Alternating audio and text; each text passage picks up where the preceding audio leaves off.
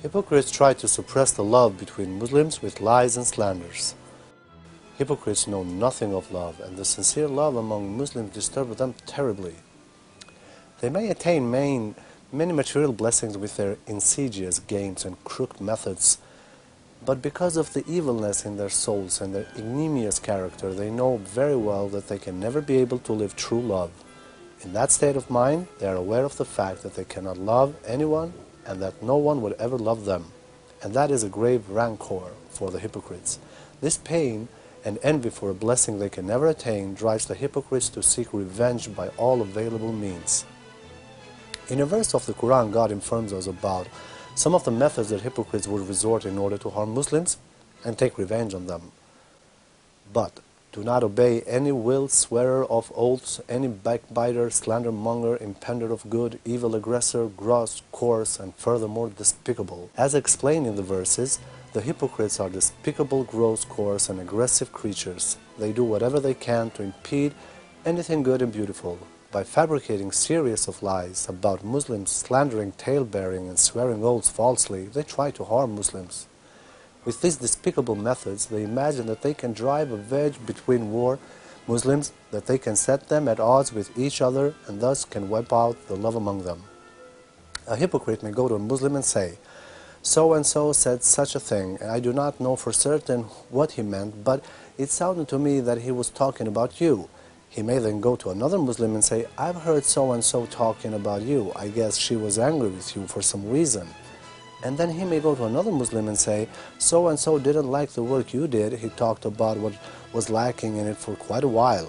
For the same purpose, they may slyly use matters that would not be possible to disprove.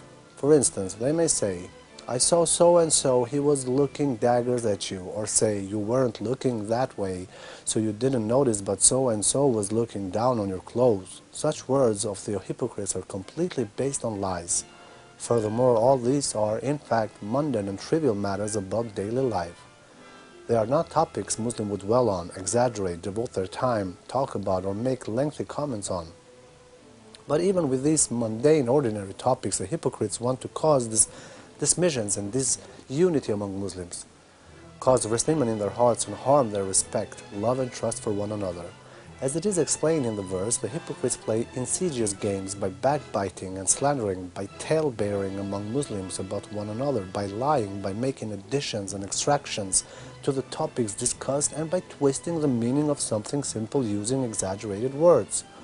However, the hypocrites sometimes carry out their disgusting behaviors openly by getting aggressive, shouting in an angry, snobbish, and impairment attitude. They start talking about how a certain Muslim is allegedly ill-humored, malevolent, and shady. Obviously, all their accusations are nothing but slanders. That is why Muslims do not pay attention to any of their claims. But the rage, anger, and jealousy they harbor inside do not cool down in any way, and they accuse Muslims of insincerity on account of their not believing their words. They accuse Muslims of being unjust, believing the words of another party, and unfairly protecting others. There is no end to their lies and their disgusting behaviors. Since they are unable to control their anger, they constantly cast the same experience about Muslims and try to defame them until they can create a negative opinion about them. What they want is to hear Muslims say, "Yes, you were right, this person is really a bad person, this person is crooked and insincere, we no longer trust or love him." The hypocrites would only feel relieved if they could see that they succeeded to wear down that love among Muslims. In the Quran, God tells us that hypocrites are also impeders of good. They would want to impede anything good and auspicious that Muslims would relish. That would be a blessing for them.